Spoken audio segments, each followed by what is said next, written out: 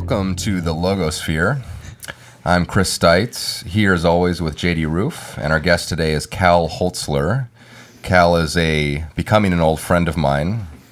We met in interesting circumstances, which we may get to later. But Kal is an expert in wealth management and a very smart guy with, I think, a lot of interesting thoughts on what's going on in the world today. And also a person with a very interesting past. So I thought, we should dive into that first, and then we'll see what comes from it. And we'll try to land on some of those other areas we were hoping to talk about. Yeah, so, Kal, thanks. Welcome. Yeah, thanks for coming on. Happy to be here. Yeah. So start from the beginning a little bit. Just give us a snapshot of, your upbringing. I understand you grew up in a unique community. Yeah. I used to describe it that I grew up an hour north of Manhattan in 18th century Europe. People are like, what are like you The talking Village? About? Like the movie The Village? They're all kind of off the grid? Almost. Huh. Certainly ideologically. Right. Like they believe in technology. And you weren't Amish. You had electricity. Correct. But in a lot of other ways. But men and women very walk traditional. different sides of the streets, and they all speak Yiddish. Oh, Don't really? even speak English, yeah. And English education is almost unheard of, especially at a younger age. I think women in that community are a lot more educated than men.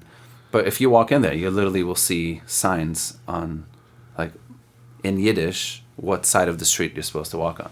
Wow. So it's a very traditionally Jewish, Orthodox, Hasidic neighborhood or town. Its own village. They have their own security. They have their own school system and garbage departments. Is there a population? Is it that everyone who lives there is part of this community? Are there? Yeah. Everyone living there is a part of this particular sect, this particular Orthodox Hasidic sect. So naturally grew up with 12 very large families. I'm one of 12, close to 100 nieces and nephews. Wow. Close to, I want to say, around 800 cousins. Wow. Grandmother who's like 90, it's about to be 93. How far back does that go? Can you track it all the way back to, like Middle East area? Or No. It's the rabbi or the leader of the community is, they're like an offshoot of a sect that lived in Ukraine. So there's a town in Ukraine, I believe, named Square, and this is New Square. Oh, like okay. England, New like England. New England, yeah. But New Mexico. It was fairly recent. It was only after the war, which is so many conversations we can go into. Right. It was only after the war they came. World War II? Yeah, World War II. After the Holocaust. So most of the people that So your ancestors were Europeans. Yeah. European Jews during the time of the war. Correct. Yeah. Wow, that's interesting too. I mean, very interesting. My grandfather wrote 2 books actually about the war. Do you have Holocaust survivors in your family? Yeah. Both of all of my grandparents were survivors. Were in camps?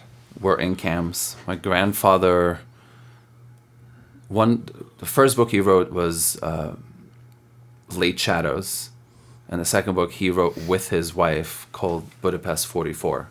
And it's basically a bunch of stories of them helping Jews escape Nazi Germany, get papers to leave Europe at a time, and concentration camps. I mean, it's horrifying. Like even going back now, like sitting with my parents, like stories of the Holocaust are as real as us talking about politics. It's like we know people that are passing away who have lived to their 80s and 90s and who were a part of that world, and there's almost like a sense of they're shaping their lives in response to what took place in a very, very interesting way. Now, is this community still alive and well? Yeah, they're thriving. 12, 16, 17 kids per family. Do you go back? Do you ever... That's a very interesting topic. So I actually was I just spent time with them in the last 5 months, which was very unheard of. Like I haven't really spent a lot of times there for many years. And I initially... Hey, I don't need it though. Sarah, can you go with mommy? It's not only water, it's cold water. Why don't you grab the drink? Thank you, Sarah. Can you shut that door, please? Thank you. I'm sorry. We're going to edit this out. We're like talking about the Holocaust and they're just like, let the children talk.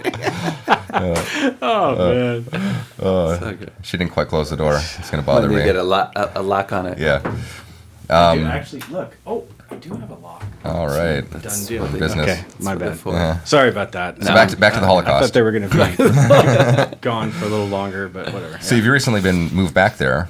I recently decided to go back there and spend some time with my family, which was an incredibly healing experience for me. I think it's been like 25 years since I actually spent like a long period of time with them. Wow.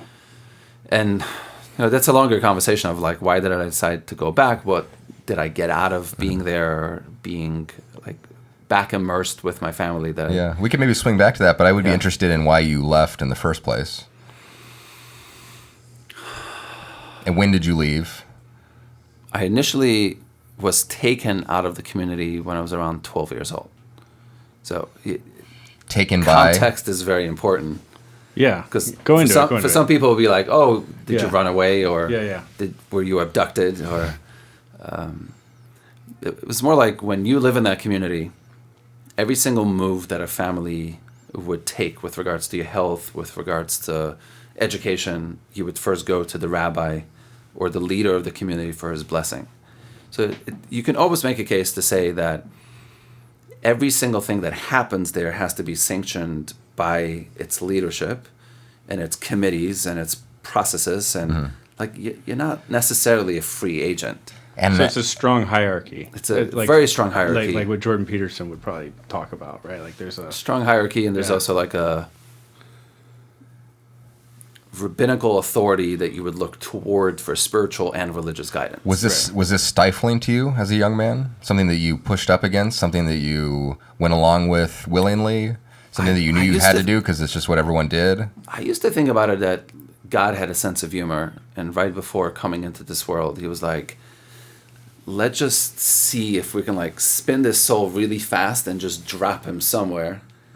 And he would drop into our body and be in this community. in Yeah. New Square. It's like, as a kid, I remember looking around and being like, I want to dress in this particular way. And all of a sudden, at age 3 or age 4, you're supposed to dress this way. And I was like, why? And then, oh, you're supposed to act this way. And I'm like, why?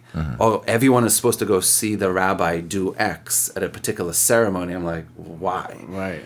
So my entire life, I kind of felt like I'm not really understanding why life is being dictated for me. So it was a stifling, yes, but I was also like always very curious. It's a conversation we've had many times. It's like, why? Like currently, when I look at different hierarchies and I look at different organizations and look at different systems, like I constantly have this similar curiosity. Well, I think even if it's not as formalized and strictly observed as it was in your community, I can understand where a tradition like that would come from. I think even in my life, I have my own community, and the borders aren't maybe as rigid. But if I'm going to make a big move in my life, it's important to me that my community at large, the people that mentor me, the people that rely on me, all support the decisions I make, right? At some level, I'm autonomous, I'm independent. I need to have the freedom to observe my own conscience and move forward in the direction that I see fit. Right. But it's done best when it's,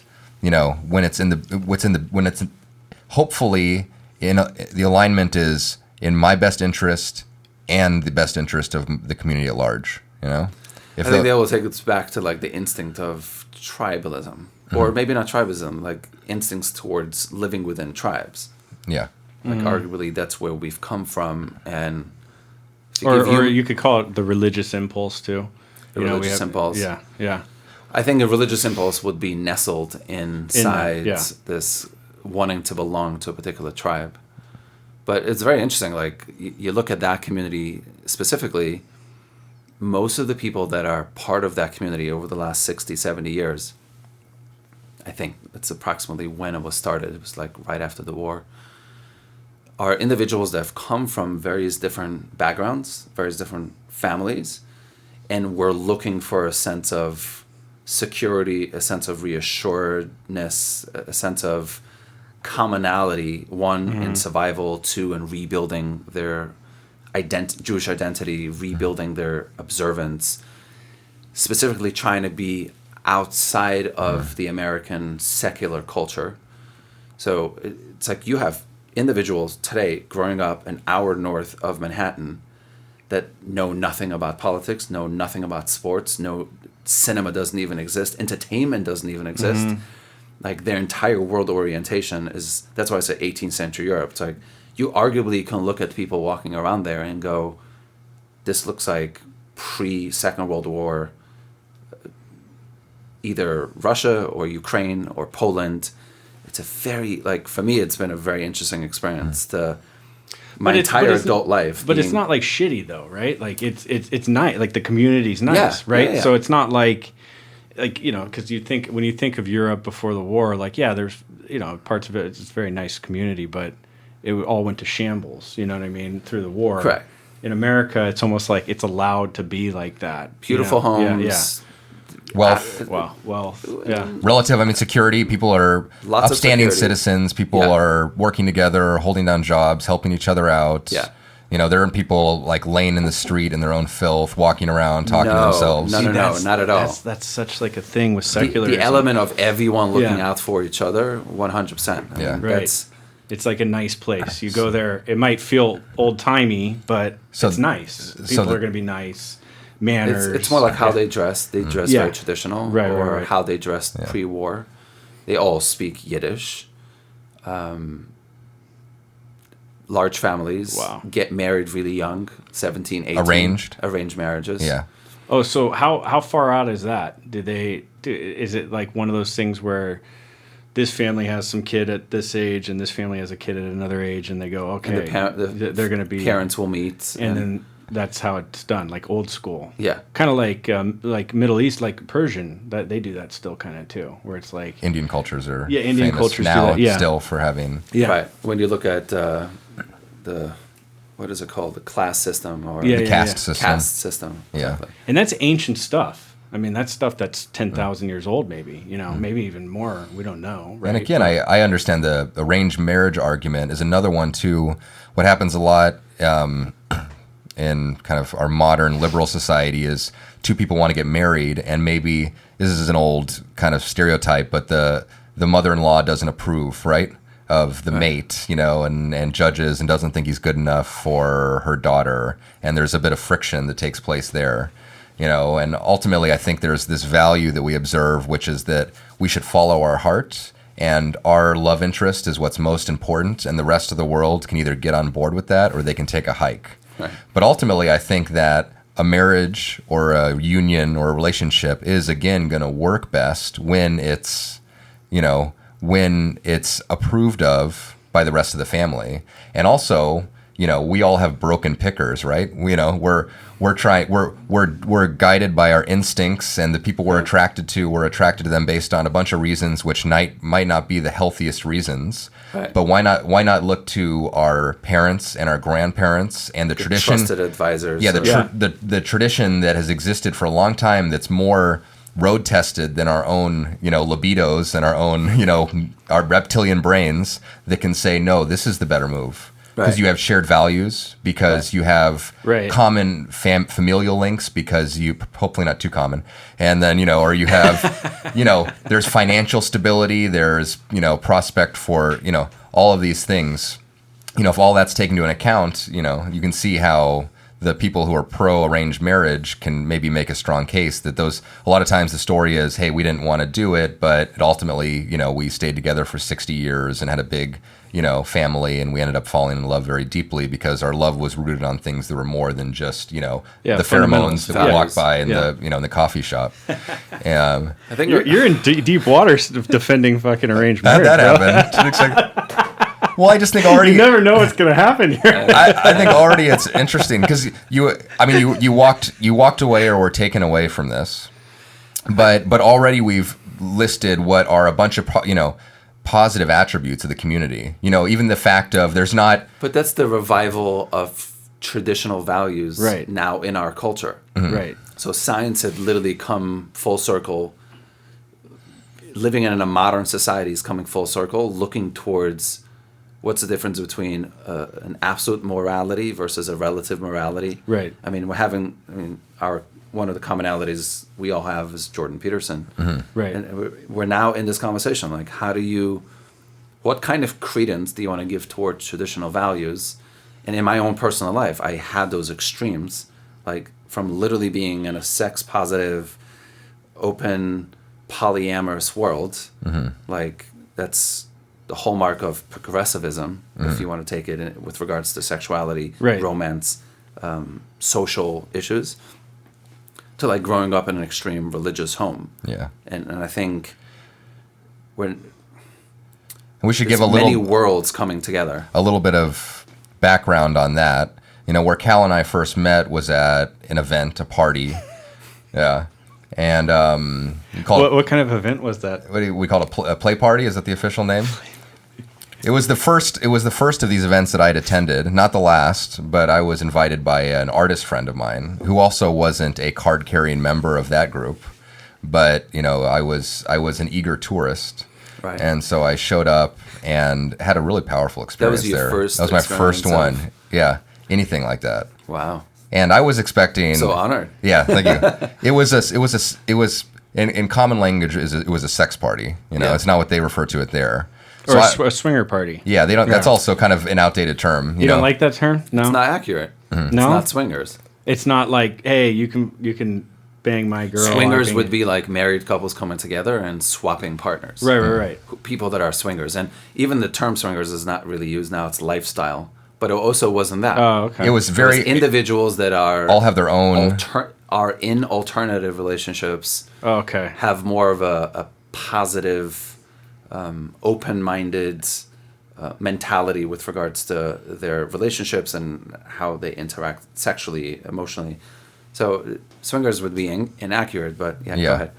So I met it's sex party or what? It's a sex party. Yeah, sex party. But I was expecting. I went there. I was a bit nervous, but I was very curious. Yeah, what kind of preconceived notions? I mean, I expected a very dingy, kind of like lust-filled, dark, area and strangers that don't know each other. Yeah, and maybe a few creeps that came in through the cracks and but the way it started was everyone got around in a circle. And which is something that I was a bit familiar with, and everyone went around. And I want to give context, and then you can share your experience. Okay. So when people ask me, it's like, so what are those sex parties like? I usually respond, if somebody's not familiar with this conversation, I would go, let me give you some context. What you just asked me, it sounds like you just asked me, so where do you go out to eat? And I go, or someone going, oh, I like going out to eat. I'm like, is that McDonald's? Is that an 18-course Michelin star gourmet dining? Or is that a taco stand? Or is that a whole group of people going out to eat together? Or you by yourself or with some people? To say, oh, I like going out to eat means absolutely nothing. All I hear is eating. The same thing with a sex party. All I'm hearing is sex. And you can literally put any preconceived notions into it. Like when the parties that I would go to or events, and sometimes it could just be like a really good friend's birthday party. It's highly curated. The individuals invited are all on the same page as far as safety, as far as intentionality, as far as communication skills, as far as trusting each other, knowing each other. So, and now what you're going to say will make more sense. Like when you're talking about a party that I would go to, or a lot of my friends would go to, most of the time we know each other, or we're basically 1 or 2 degrees. Like I really trust you, and I know you, and you're inviting a good friend of yours.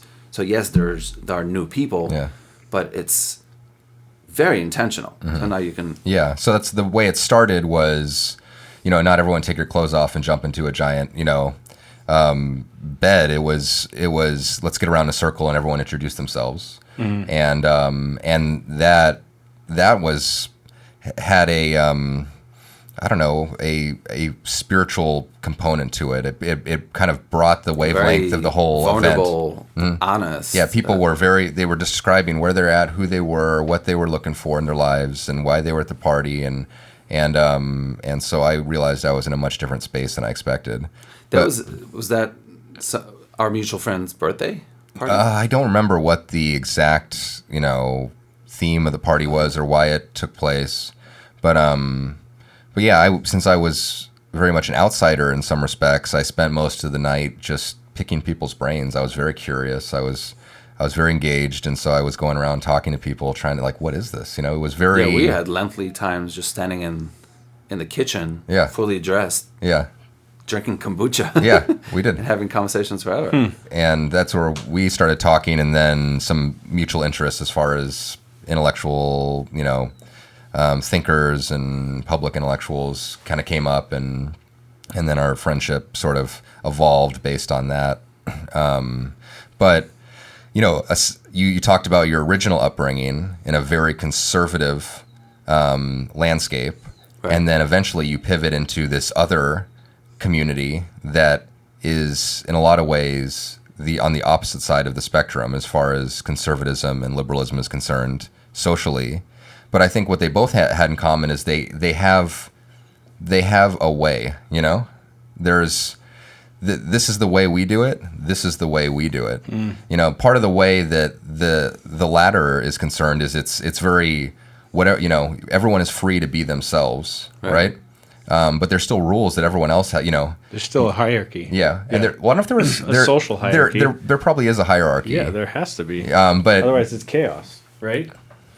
It's a hierarchy with regards to values. But you talked about it's what's acceptable and what's not. Right, exactly. But that's a different way. Most people, when you talk about a hierarchy, you're talking about systems. Like a structure. Versus a hierarchy of values, like honesty versus lack of honesty, like appropriateness versus safety versus not.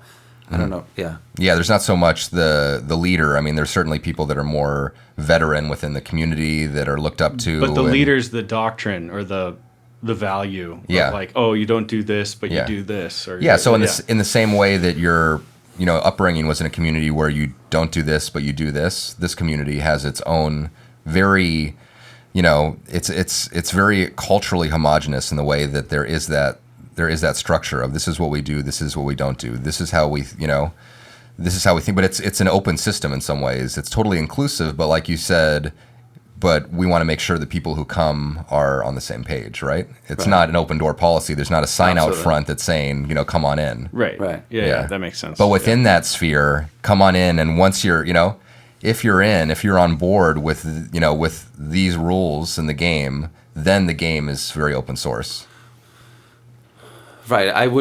That's why I wouldn't go down the path of thinking of it as a hierarchy. I would think of more, how do you create an infinite or a finite game? So I think the conversation we're having more is about what makes a game really fun is not like a free-for-all, rather than very specific rules that are constricted and ways that you can get really good at it because you know exactly what rules you're playing by. But it's just an So how do you get from traditional Jewish, 18th century community to, a completely norm disregarding, polyamorous? So the question is a very okay, how do you get from here to there? Yeah. I think I was introduced to BDSM when I was 8 years old. Now, what the hell does that mean? Yeah. For many, many years, when I was going through versions of sexual perversion or sexual abuse, I didn't really experience it as abuse. That's a long topic, so you can spend a few hours on. But I relate to that. This was obviously within that community. Within that community. I felt empowered by what the world would think of as being victimized. I felt like I was given the driving seat. I was negotiating. I learned how to negotiate, what I would get out of it. So it was a very weird, peculiar, maybe people talking about it, listening to it would be like, well, you must have felt really depressed. No, I felt seen. I felt important. I felt received, obviously, by the wrong people at the wrong age in the wrong context. And I think are we allowed to curse on this show? Yeah. So I think it fucked up my nervous system, and that's literally where I'm at right now, trying to figure out what neurologically I was conditioned then that is now impacting my life. And I've had a lot of breakthroughs and a lot of changes. But being introduced to bizarre, perverted, not normal, intense sexual experiences very young. I then had many years of drug and alcohol abuse, and then came into recovery, and that's...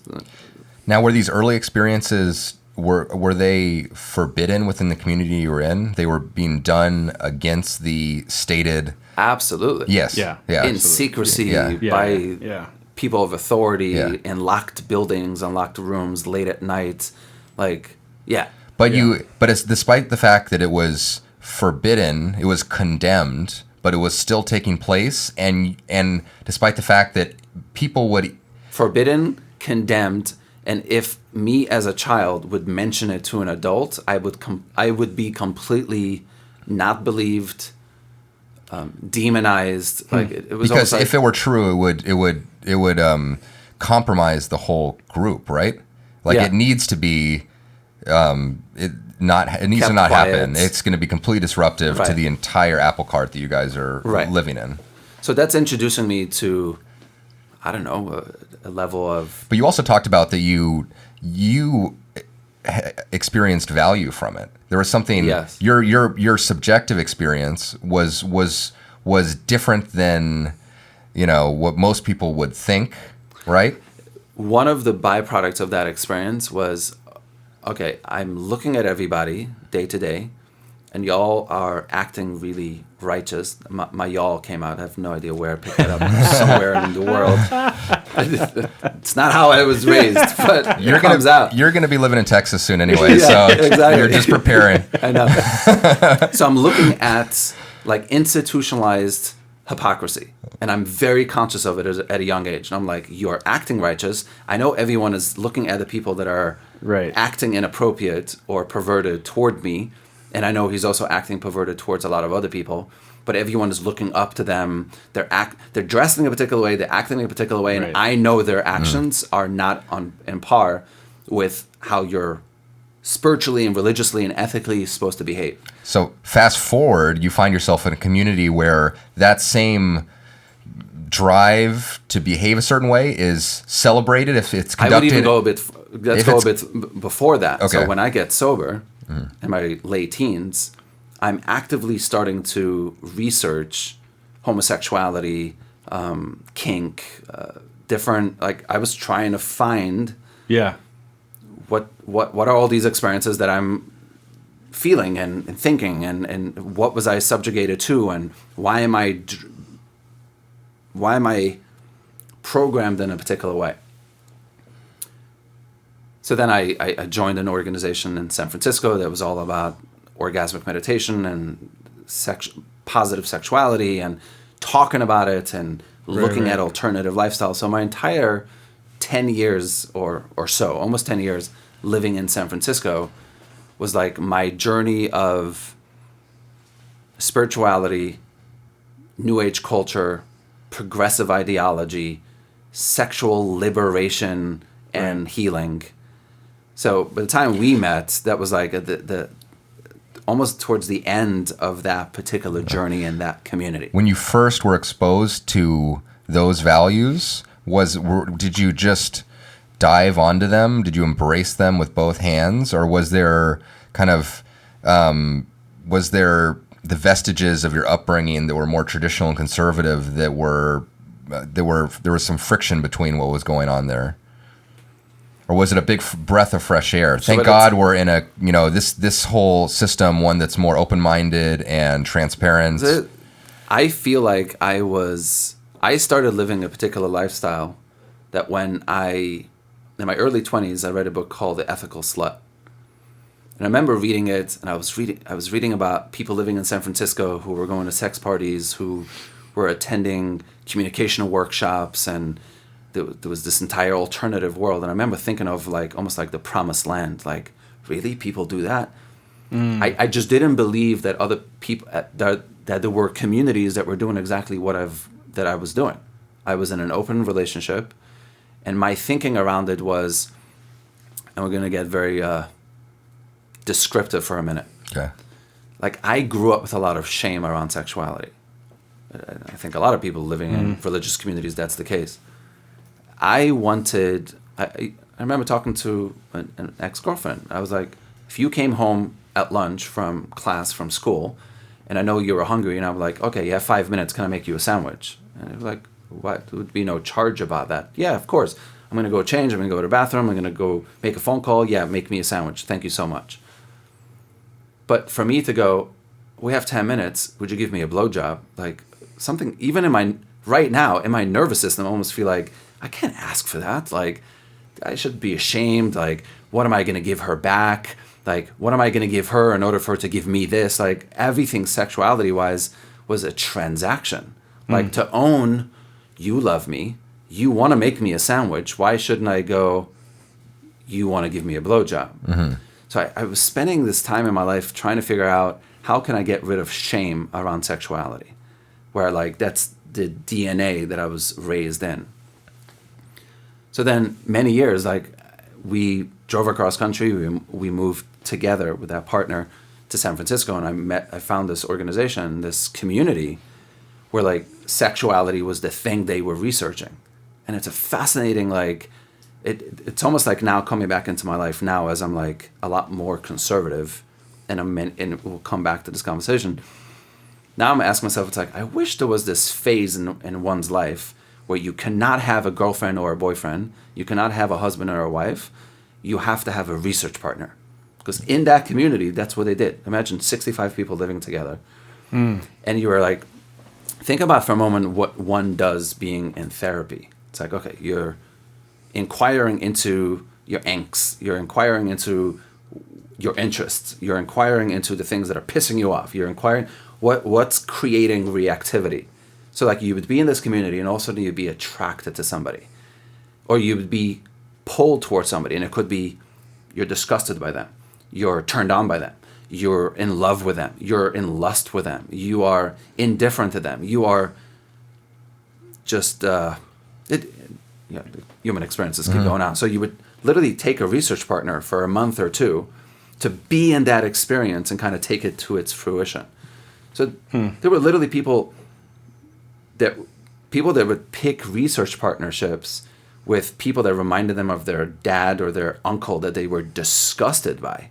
To be in the experience of disgust, to kind of breathe into it, sort of use them as a mirror in some respects. Exactly. Or it's sort of a sounding board for your own soul, to try to figure out, to get a little bit of sense of who you are and what's going on. Maybe you need to cry. Maybe you need to scream. Maybe you need to go to therapy for it. Maybe you need to look at it. But, like, when the fuck do we have a period in our lives as adults to go, I like this, I don't like this.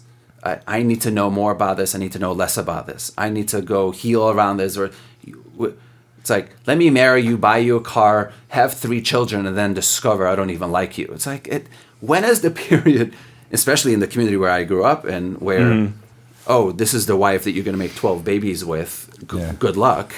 It's like, when do you find out if you even like them, or if there's a compatibility? Or I think that with that over guidance, something that might happen, and we know this from being in recovery as well. It's another thing that should be noted is there's a spirit of giving people an opportunity to learn things for themselves, right? And realizing there are some lessons, maybe all lessons, that can only be learned that way ultimately.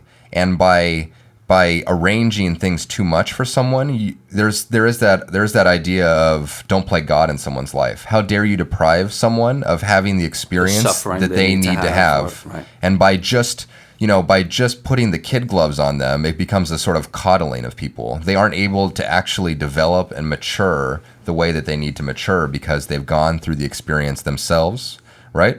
It's just been fabricated for them, and that can be an incredible disservice. So in some ways, it could be very healthy to have wiser powers to be that can help guide you into a life that would be better than the one that you would think up for yourself. But it could also, I could imagine, be very unhealthy in the fact that it doesn't help those situations come to pass in a way that's more substantial and deeply rooted, like it might happen if you were able to traverse it on your own. So there's got to be an admixture of those things. The guide's got to be right. Because if you have a corrupt guide, right, like, somebody you look up to, that's just a sexual deviant, right, they're going to do so much damage, right? And I mean, when you look at, like, people in recovery, drug addicts, alcoholics, like I don't want to put out a statistic, but like a huge percentage of them are sexually abused. Like really, Right. you know what I mean? And you wonder why they're a drug addict and an alcoholic. That's also like where untreated trauma and right. alcoholism. And that's what it comes down to, is trauma. Yeah, right. So that's interesting because that's another topic that when we've started this thing, we were thinking about a name or doing a series on how to run a proper cult. Like how to properly run a cult. Correct. Like, is there a way, is there a special recipe to doing it? Like, it sounds like a little bit every religion has attempted to do that. Right. Exactly. And that's kind of the rabbit hole we like to. I mean, and you've done more investigation than 99% of the population as it I think it relates to these really arguably very extreme groups, and that have been very contrasted with each other in a lot of ways. But there's something they have in common, you know? So you've been vetting these different ways, and I've researched, like, the community I grew up in, which we can talk about for a long time, its system and its structure, but then Scientology, a bunch of other organizations and churches and that I was a part of over the years, like Landmark and... Oh, you did Landmark? I went through the whole forum. Landmark forum? Yeah. Oh, you did? Oh, yeah. And again, you look at the content and you're like, wow, transformative. I know. And then you look at the system and you're like, God, give me a break. I know. And then the calling back and trying to get you to come and money. Being enrolling and then... Have you been in Landmark? No, but I know... And then AA, which is another system. Yeah. AA, it's funny in my experience though, compared to a lot of, I was in the military, which, you could consider the biggest frat, on the planet, right? And the most healthy community I've been involved in is that one that we shouldn't be saying AA. It really is. Because it's almost the most decentralized, right? There's not one power that is it's principle based rather than individual based. Right. So individuals... So there's something to that. We all very much agree that people can stumble and fall and have defects. And right. Like it's not a person, individual. But if somebody becomes a guru, they can kind of destruct, certain parts like meetings or whatever. I mean, we've seen that firsthand. In every meeting, there's a guru, right? There's the idea of the elder statesman and the bleeding deacon, right? Which is, and that could exist in any group, right? Right. Ultimately, as people, and that probably comes back to that same thing of the wise sort of the guides within a group. There's a proper way to do it and an improper way to do it. And it kind of makes me think of the Constitution of the United States. I don't know why I'm getting that, but that's the thing. We're guided by these principles that are written down on the Bill of Rights, right? All these rights that we have. But principles will be based on values, and that's they're where given you from come God. back to the hierarchy of values. Right, exactly. And so the play party scene has its own constitution. We just went from the Constitution. Yeah. We've arrived. No, but there's a constitution, whether it's, written down. You can't get away from it. I bet that was never. There's never been a person who's used those two ideas and concepts in one area. I'm known for throwing weird shit into the mix, But come recovery, the Constitution, patriotism, those are things that we feel very strongly about. And it's a very interesting conversation to be conservative in some regards and progressive in other regards when it comes to social issues, human evolution, human consciousness. You're constantly breaking the frontier, you're constantly pushing forwards from traditional conservatism. And it's very interesting that's kind of where where my life is. Hearing your story and the way your openness in the worlds that you kind of transitioned through from your upbringing to the kind of sexual revolution of San Francisco. Right. I had an experience doing swinger, the actual primal swinger parties when I was getting loaded, but it was a purge though. Even though I was totally on drugs and I had my cock pierced, I had a Jacob's ladder on I was like a total sexual nutcase, right? In Virginia Beach, right? And I was wild, right? Just swinging around, just nuts. But I still look back at that experience. I needed to purge that shit. It was like a primal purge, which is it sounds a little different than what you went. As in like get it out of my system. Get it out of my system. Yeah, like I had to You would probably look at it a little bit differently, maybe. Yeah, maybe. But would you? I don't look at it as a phase. Now when I look at what I want from my sex life, everything that I've learned in San Francisco and in that culture, I want integrated into my future relationships. Not necessarily in action, but like the openness, my thinking is like... And maybe rather than purge, like to get out, it's actually to properly integrate, right? Integrate. So that's what I mean. If human beings have this range of sensation and experience, I think most human beings live here. And they're terrified to go outside of it. Right. Yeah. I'm more like, no, I want... Let's open up. Yeah. Open up and choose where you want to fall in and how much you want to experience. Right. But okay, so this is trying to kind of collect all this, because when I met...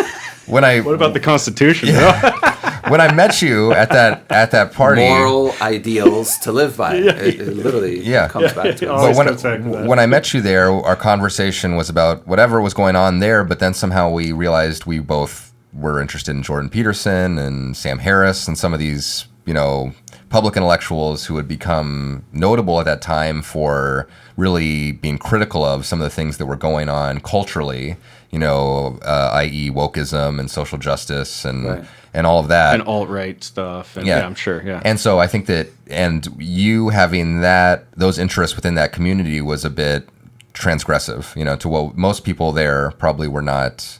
Now, I'm still trying to figure out if my journey is going to lead me to where Jordan Peterson's conclusion with regards to relationships are currently. And he's very traditional. He's very traditional. He's monogamous. Speaks against polyamory. He does too. I saw an interview. Makes a really strong case for monogamy. A very strong case. I haven't been able to integrate that as a conclusion, but I see his point. Meaning, would I want society to be organized by the principles that I'm advocating? No. Because all the issues of dysfunction come to place, meaning you don't know whose child is who, no one takes responsibility for anything, there's a lot of jealousy, there's anger. Like, I have spent years researching and taking responsibility for my internal experiences and feelings with regards to jealousy, competition, and I was in it. I lived in a sex cult, if you will, and that's what New York Times called in a religious cult, kind of, right? In a religious cult, but no, in San Francisco, I lived at One Taste, which was, New York Times called them a sex cult. They were more like an urban monastery focused on orgasmic transformation. Right. Mm-hmm. I'm curious to know if I'm going to arrive at where he is at, because if you ask me, like, if you wanted a relationship today, what would it look like? It would have a lot of the traditional conservative values, right? As in like commitment, dedication for each other. But I don't know if I'm convinced or sold on the complete monogamy ideals. Here, let me. This is my transcend to that, because I'm obviously in a monogamous relationship. We just met my daughter, right? And the way I look at it is, I love JP's argument on, if you don't have kids and you're not married, what's going to happen when you're 45 or 50 or when you're getting older? Like that argument that he flattens feminism just to the ground is, I think it works for both males and females. He's making a case for finding ideals within a relationship to strive for. Yeah, family structure, family responsibility, right. Giving yourself to a system, to a family, right. And I want all that, right. But what I've found with my experience of kind of doing the kind of more perverse sexual stuff, like the crazy, I was crazy, right? At the time, I was fully loaded on drugs and just a maniac, right? Yeah, but that's very different than intentional. It wasn't. Some of it was intentional. Exploration. Yeah, some of it was intentional, and I was curious. I'm a curious cat, right? And luckily, the curiosity didn't kill me, but it could have, right? And I put myself in those positions, but I look at it as... Do you feel like you learned things that then got integrated? I actually, now that I'm thinking about sexually, today, not to get too personal with my sexual life, but I have a great sexual life. And it's because I still have that curiosity, and my partner has that curiosity. You know So what I it's mean? a way of exercising. It kind of exercising part those of your muscles, life. right? Yeah. Yeah, exactly. And so I can bring that into my monogamous relationship, and give an example of the female femininity in my wife and the male masculinity in me to my daughter, and she can get that balance, that healthy balance, and that's when I think that's where JP's argument is just he's an assassin. He totally, like, if you want to raise society and have or properly orient yourself in society, you have to have that kind of structure, because that's kind of what we came from in the first place. Now, right? I'm thinking back of think about Dossie Easton. You look at the author of The Ethical Slut and Clea Dubois. There's a bunch of what would JP say to those people, though? I don't know, because they were a part of the feminine movement. They spearheaded the open conversation in San Francisco in the 60s, 70s, 80s. Arguably now, when you look at LGBTQYX, I don't know how many alphabets you now have, one of them is poly. So now I'm speaking to people that 10 years ago, one wouldn't even know what that was. Mm-hmm. And now it's been integrated just as a part of the cultural... Like, you're supposed to accept everything. And now, sadly, I feel like that conversation is leading to, what do they call them? Like the happy hours that they're now having in schools by drag queens. Or, that's where progressivism, you go from oh, this is a really good idea to integrate in society. Let's be more open about it. It's perversion. And it leads off a fucking cliff. Yeah. Have you heard of the term luxury belief? So there's that. Oh, that's that idea too, which is that it's this very liberally promoted ideal of love who you want, and you don't have to get married when you're 21 and stay settled down and have kids and do this and do that. Those values aren't reinforced as much, but people that are well off or well educated, privileged are able to have those beliefs. They dip their toe in, indulge in these different ways of life, and they can fuck around. And ultimately, more people in those classes end up doing the traditional thing. Statistically, you're more likely to get married, stay married, have children. But you start to propagate these ideas to the culture at large, and the people who get affected by them is, now you have more people who are having children out of wedlock. That's what I say. I feel really strongly about my ideals. I don't know if I would advocate them forever. Because people will lose their minds with jealousy, and I'm like... Yeah, I like that openness about you. If somebody wants to live in that polyamorous world, hey... when Will Smith says, I would not... recommend it for everybody, right? But those are my ideals, and he stands by his convictions. I'm like, God, I can see the criticism, but I can agree with him. Yeah. Now, here's where this conversation takes me.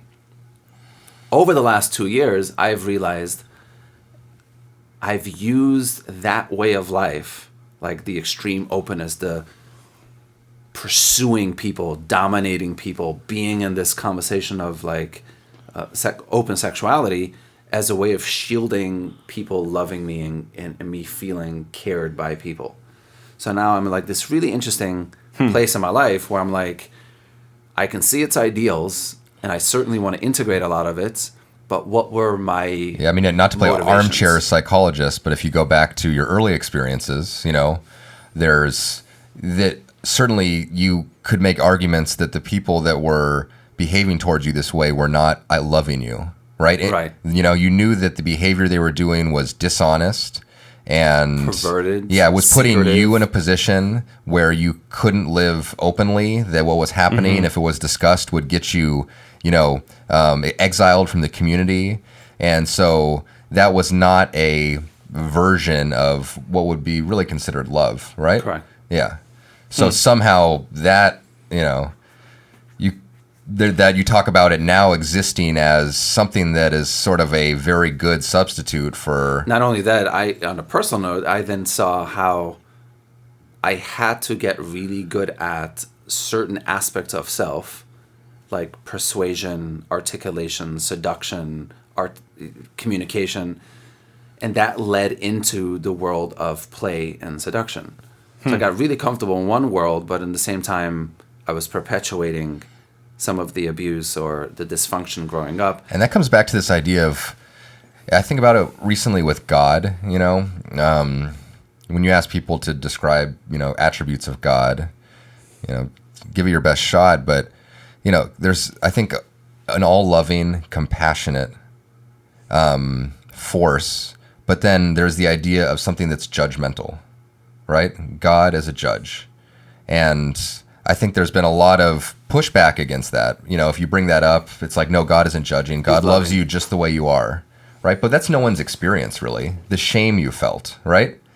So you can look at that shame and you can say that's pathological. You're good just the way you are, and that shame shouldn't be there. But that's why JP's definition of the shame and the God makes the most sense to me as an ideal. Like, go on. The lack of, his definition of God is basically the ultimate ideal to live to, like Jesus Christ, of morality. Right. So if you say that some of this shame is there for a good reason, it's a natural, appropriate response. That shame is going to be educating to you if it's listened to. Yeah. But instead, to skirt that issue by immersing yourself in a community that, through the constitution of that community, you're able to just remove the shame, So then so that creates a much more open, accepting space that feels something more akin to the promised land, right? But perhaps all you've done is you've just been able to set that, that early instinct aside. I'm Interesting. He's trying to be a psychologist right now. I said it before you did, man. Yeah. You did say it before. Yeah. But I mean, I don't know. Well, let's dissect this for a second. Okay. So, I like the idea that there are aspects of self that you want to befriend, that you want to get familiar with. So, like, we want to get fit physically. We go work out and we follow a regimen, and then we accomplish X. We want to get really good at understanding cars. We go study cars. We drive cars. We look at cars. If the most intimate aspect of self, sexuality, that, I don't know, for me at least, I don't live in anyone else's nervous system and anyone else's body, but so much of my sense of self, my aspirations have to do with these sexual ideals. Wanting to be seen, wanting to be understood, wanting to be met, wanting to be loved, wanting to be adored. Peacocking. I like, you can shorten it, peacocking. Peacocking would be the external attracting. But no, I'm talking about, but like, wanting to be seen, No. I'm talking about the existential, in private. Oh, okay. Being received, being held, being. Where do people get to explore that? What space do you get to kind of see this works, this doesn't work? Acting like this is appropriate. No, this is not appropriate. In that community, in the sex positive community, you had a space where how you show up was acceptable within parameters, like don't hurt people, don't ask for consent, right? So there's a lot of, like, rules around how to come into being with regards to these really sensitive aspects of self. Mm-hmm. Okay, so that's the positive aspect. Now, I think I have more questions 20 years later being in that community than I had in the beginning. Answers? Like, maybe that's not a bad thing, but I'm now at this place of, like, how do you rewire your neurological system? You don't get that at a sex party. Like, no. You can talk about neuroscience, you can talk about quantum mechanics, and then kind of go, okay, here's something I want to research. And I guess the idea of, like, researching human behavior, researching human sexuality, I see a lot of validity to that. Well, obviously now you've made a swing back towards more conservative values in your life, right? Yeah. Made another relatively hard swing. But none of that came from a sexual standpoint. That came from a political standpoint. Okay. And then studying the Constitution, getting familiar with the Bill of Rights, trying to understand the division in our community and in our country. And then all of a sudden to realize, oh my God, my entire 20s were an exercise of progressivism, transformation, like God is whatever you want it to be. Or God is dead. God is dead. Yeah. That's only like something recent that studying Nietzsche and listening to Jordan Peterson. Well, I did a lot of Nietzsche studying, and it's devastating to read him, but I love him. He's amazing. I think it would be fascinating to read more of him, but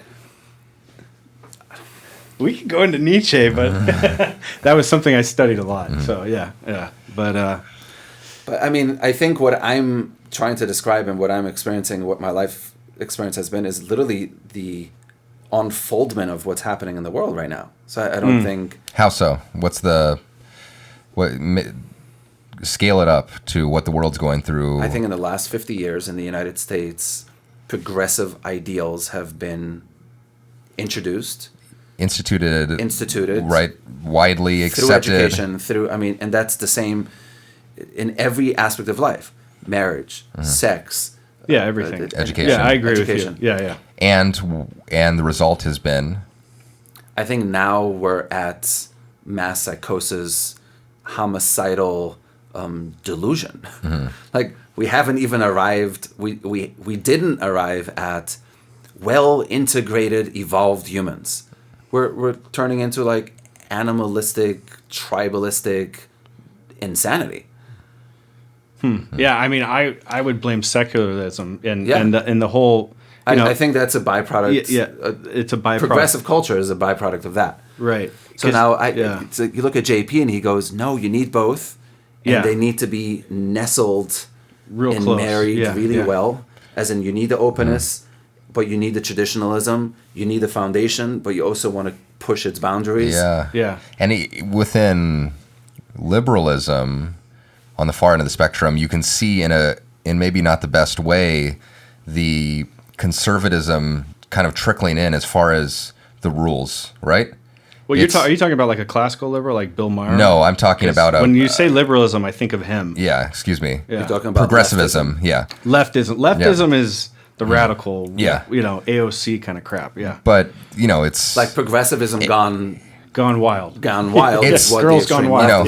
It's accept and love everyone, but make sure you call them by the specific things, and you have to. And if you don't follow these rules, you're a bigot, homo. You're all that long laundry list. Yeah. So in that effort to, and I think JP, not to bring up too many times, but it's just in that sometimes that effort to make things as egalitarian as possible. The stuff that you're trying to remove, its openness is the exclusion. It comes back in, right? It comes back in a way that's more perverse. Yeah. No. Yeah. No. I mean, when I was studying, I saw that though the culture, like when Trump was elected, right? And I usually vote Libertarian every year, but so Trump was elected, and I saw guys on my college campus getting chased down, beat up. That's the team of tolerance. It was crazy. It was crazy. I had my political science professor was crying in her arms the whole class, and we had to go around this kumbaya thing, because of the election, because Trump got elected. And that's that shows with a lot of the stuff. That's wild. You don't. For a president? You can't really fake that, right? That's an honest reaction. It's an honest reaction. It was it was crazy, and I remember going through that. And again, I'd like to dip on both arguments. You know what I mean? I probably lean financially conservative, right? But again, progressive and social policies and issues, right? And it was just, I couldn't believe it. I was trying to talk to these kids in school and going well, he's just the head of the DMV. Do you really know that this is not a king? I'm just trying to kind of hammer that point. But it seems like the secular left wants to worship these kings. Clinton was kind of one of them, right? It was this god, and even though he's getting his dick sucked in the Oval Office, he could do no evil. You know what I mean? It's so crazy how that's inverted, and that goes back to what we were talking about. How now the right, the alt-right, the cultural right, are the fringe. They're the lefties. First of all, I don't actually think alt-right actually exists. Yeah, with I don't. The exception I don't know. of three groups somewhere in America. Yeah, maybe who are, maybe like 1,000 guys. Nazi, Yeah. white supremacists. Like, Yeah. they're not even a thing. It's not. Yeah. But what I'm saying is like the conservative people, they get labeled as alt-right. Like Ben Shapiro gets labeled as alt-right, and he's a fucking Anyone Jew. that likes religion is He's now an- an alt-right. yeah, But he's- it's a part of the list of like you're transphobic, You're all that stuff. Nazi. But now they're like the hippies in the '60s going, "Fuck the man, get out of the war," you know. And now, like the lefties are you got to wear 3 masks and get your triple vax, and you got to follow these rules, and you got to, it's crazy. I want to pull back this conversation a little bit Yeah. because I think the progressive world attempted to do away with moral values. Like, there's no God, there's no absolutes. Cultural relativism. It's my lived experience. Yeah. Like, because you had X experience doesn't mean it's true. It's just your experience. Right. Now, that conversation is now leading to where we're at with regards to, is there an absolute or is everything relative? Yeah, is there an objective truth? Right. And the problem, my problem with that, like all the time, is if I run into a brick wall, the brick wall's there. You know what I mean? And it's like they're trying to say, well, no, the brick Just wall's really, experience. it's just an experience. It's There's a fucking brick wall. But you would say it's a socially constructed brick wall. Yeah, and you know, and social construction theorists can like jump off a brick. I mean, because they're the most intellectually dishonest. Right. You know what I mean? Because they're totally discounting. And this is my personal opinion. I mean, I've studied this in metaphysics, but Sartre, John Paul Sartre, and all that. The real like heavy Foucault. I don't know if you've ever read Foucault, The History of Sexuality, but these are the guys. These are the guys that are behind John Money, the one that did CRT. Right. These are the guys that really infused this Moral relativism. moral relativism. There is no Post-Marxism, post-Marxism. Well, it's hijacked by post-Marxism because, Sartre was a card-carrying Marxist in Europe. I mean, straight up. What a surprise. Yeah, what a surprise. And then he the funny thing about him is he at the end of his life started believing in God, which is kind of something that people don't know much about. But that will bring us back to you get rid of God. You're gonna find you need to replace it with something. With something, and Nietzsche so you're talks about replacing that. it Right. with an ideology, Right. which is what the left progressive. All these conversations like fit so well together. They really do, because I think we're coming to a point where you're seeing it. Like People are suffering enough to go, right. wow, this ideology I've been living with is making me depressed and suicidal. Exactly. What's wrong? Or Right. where did we go? Yeah, and then you get like these elections where with like Trump being elected, like who would ever saw that coming? I mean, The Simpsons called that 20 years ago, and that it was like a joke. It's like, yeah, right. That guy never. He's never been a conservative and has not been a Republican. Yeah, exactly. He's a Democrat. Like, So again, I think it's a constant armor. I mean, we read that book, Michael Malice. I think he puts it pretty well. He calls the book's called The New Right. So rather than alt-right, it's the idea. So you could say the alt-right doesn't exist, but there's definitely The new right is centrist. No, it's not centrist. It's just this idea of that new right wing, which has now become countercultural.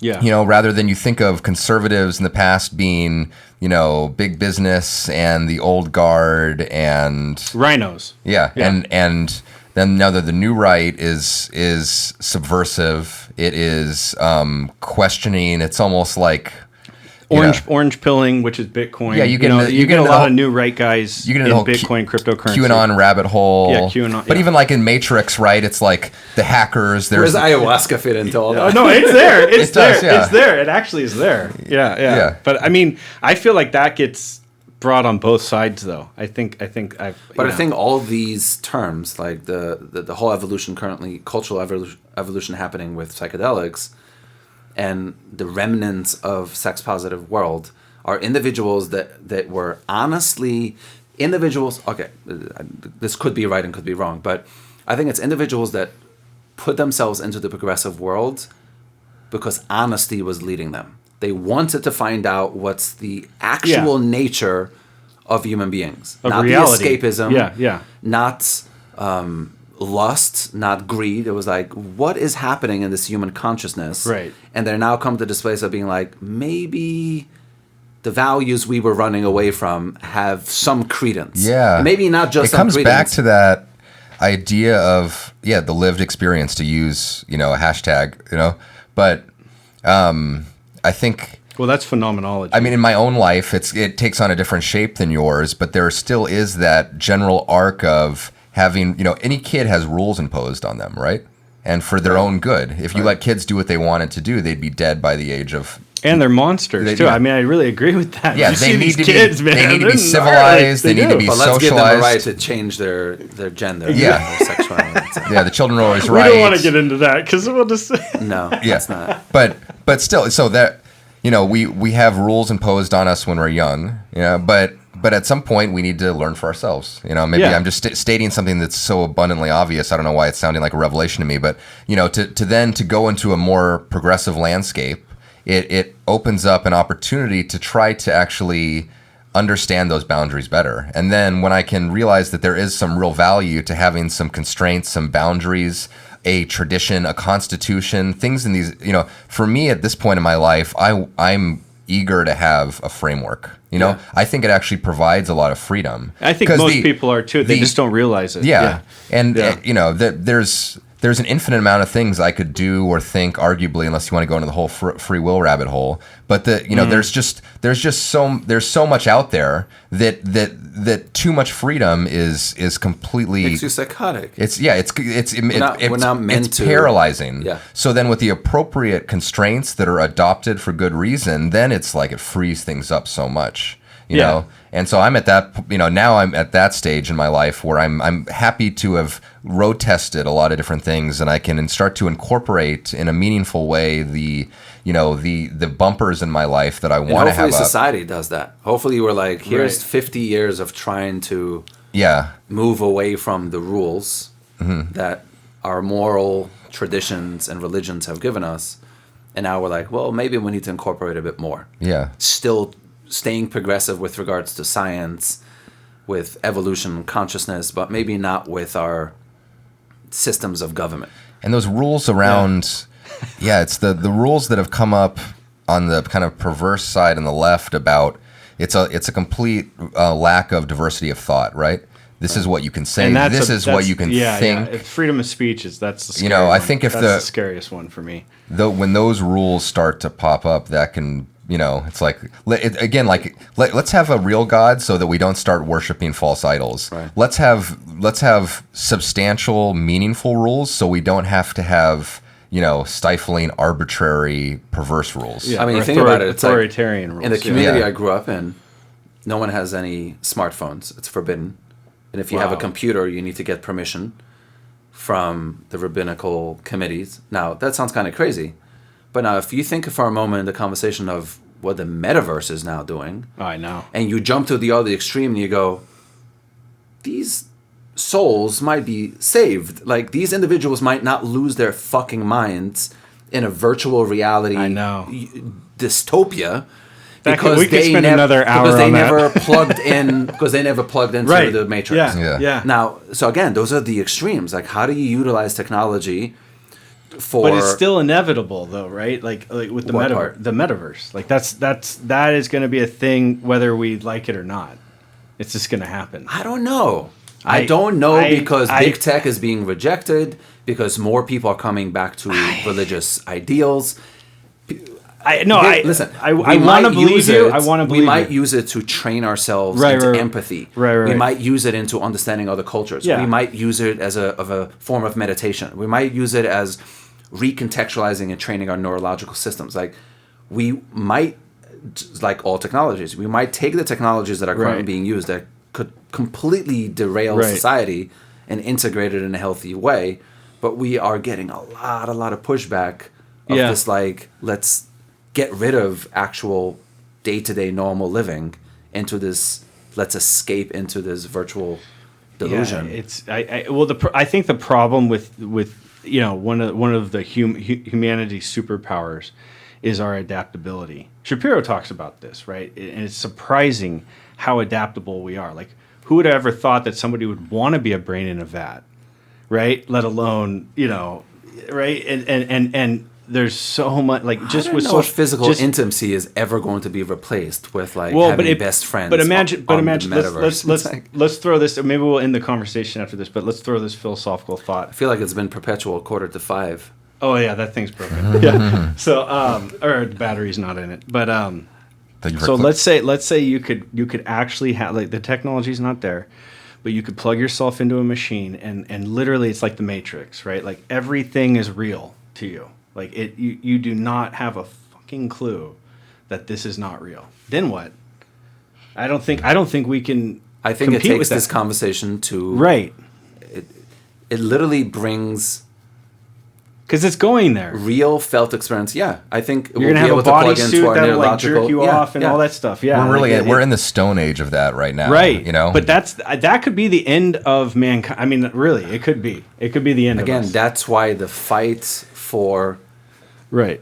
what are these philosophical and theological conversations that have carried humanity for thousands and thousands of years. The golden thread of civilization, right? The logos. I think you can make progress and try to enhance human life if you're not giving up human life.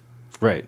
I agree with you. Again, this is the entire conversation of progressivism versus conservatism. Exactly. Yeah. Nestled together in its proper context from sexuality, physicality, and so on and so forth. Yeah, and wrestling. I mean, it's a wrestle, like, right? Like, we talk about wrestling a lot in some of the previous...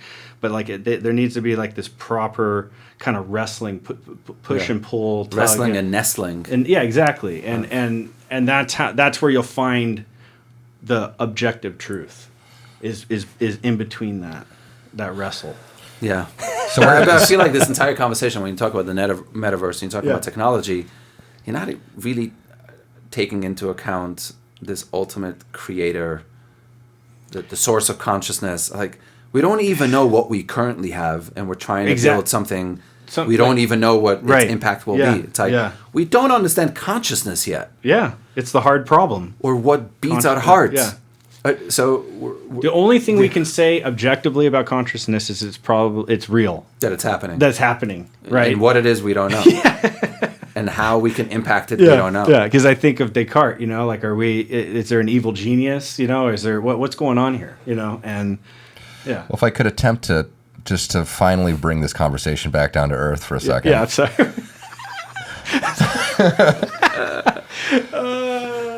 What have you learned through all these stages? And I think we maybe covered half of them, really, in the course of this conversation.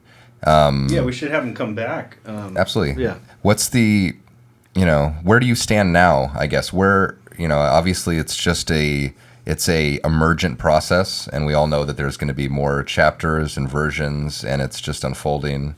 But, where are you now with everything? Are you involved in a community that resembles some of these other communities that we've talked about now that you think is a better fit? Or how do you satiate that impulse that you and probably all of us have? And what do you think is a healthy way or an appropriate way or the best way that you've found to do that now in your life?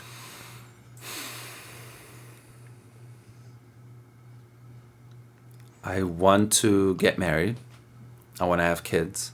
I want to dedicate my life to my family. I make a joke. I tell people that I need to find a Jewish woman who used to be an escort, or like an ex-whore. Like, you need to find a dirty birdie. I'm looking for like the female version of you. The sacred integration of the ex-courtesan. Yeah. You're like, the divine and the profane, it's right? so true. You need it. Like, where do you find somebody who's like crazy about finding God, but has no shame of the integration I got one of answer. sexuality? AA. Yeah. That's where you find the in AA. You might find yeah. Well, that's again that idea that the great The sacred whore. You know, The sacred whore. The sacred whore. the The great sacred creature would be probably a better... Right. Because if you're really embracing your creatureness, right, then, like, that's your I've never sac- seen myself as a creature. But we That's- are. You take a shit, Yeah. right? Like, Yeah. right? yeah, Like- the like- denial of death. Yeah, the denial of death piece. But again, I want somebody who can Yeah. choose these values with me, right. having been to the outskirts of choose society.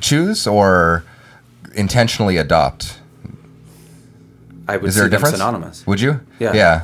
I guess Choosing so. would be Choose, like, choose I'm- is still I'm you're not choosing you're not this. inventing, right? You're No, not inventing at all. yeah. You're picking these ideals Yeah. to live by and integrating them. But obviously, my search is not over. I'm here in California now. I'm going back to New York, and I'm going to be with my family. So I'm jumping back into 18th century Europe in a few days. That's so cool, though. And I'm it really fascinated is. Yeah. by how they live their lives, their dedication. What But do you I'm think the- certain I don't want my life to be that. Do you think that's certain? Or you maybe will, you'll just are you certain you'll incorporate some of always feel that way? What do you think the odds are that you're gonna, Go back into retire that to world. with a big family in 18th century New York? I mean, I don't know my future. I mean, we are creatures of habit, right? Uh-huh. I mean, a lot of people revert back to their hometown. A lot of people think that they don't do that, but we do. I mean, that's Right. what I was trying to figure out in the last 5 months. And Right, I'm right. very certain I don't want my life to look like them. I guess we're all on a want their ideals. pilgrimage, aren't we? The journey Yeah, like a Mecca, going to Mecca. Life is a pilgrimage. to Jerusalem. Yeah, yeah. No, but Get it right. hey, hey, they're all related. They're next to each other. They're not. That's in Medina and then it's in Jerusalem. But you know what I mean by Mecca, because that's like a Muslim thing yeah, where, yeah. it's a pilgrimage. But Yeah. I think of Jerusalem. I think of Israel a lot. I lived there for a long time. My daughter lives there. Jewish ideals are very much piercing through my blood. Feel And they're very ancient. strong. They're ancient. So ancient. They're ancient. Yeah. And the thing I love, and maybe we'll shut up, but the one thing about studying some Judaism is that they debate these laws. Like they don't. It's not like, oh, this is set in stone. That's it. It's Right. like no. This rabbi is going to battle with this rabbi. You're going to have The teams. intellectual honesty. Oh, man, the it is specifics. That They are the best debaters Yeah. by far, and So that's probably why they're the wealthiest per of a small population, right? Like it's that, Well, think that about religion the- blows my mind. But it that really whole does. the whole story of the Jewish culture is that wrestling with. I mean, that's Yes. Jordan Peterson's next Yeah, book. Israel. Israel is literally the definition of he who wrestles with God. So I feel like I'm in that dance. Like I on a daily basis, I have crazy spiritual practices. Like I wake up 5 a.m. I lay in meditation for an hour. I read for an hour. I work out every day, and I have a bunch of spiritual and Jewish religious practices day to day. So there's an aspect of integrating those, and where the sexual component, the interpersonal component, all that I'm trying to make sense of. Yeah, you need to find a freak under the sheets. You do, and then somebody that is. But it's the it's outside that, but world- also like someone who's insanely hungry Yeah. for the intellectual pursuit. Some of the it's like I'm trying to bring Judaism, Jordan Peterson, and a sex positive world Together somehow. together in some It's like Plato's Yeah. definition of love. Like you're just trying to find your other self, basically. So you can hang out with somebody and have kids with them, and they kind of look like you, and they'll take care of you when you're about to die. Yeah. So Yeah. So traditional Judaism, Jordan Peterson, and sex positivity. Good luck with that alchemy. And I'm very eager. That was to an see interesting how conversation. it Though. That goes. was great. Yeah. So I guess we'll sign off and Thank you very much for Thanks coming for out. having me. yeah, later.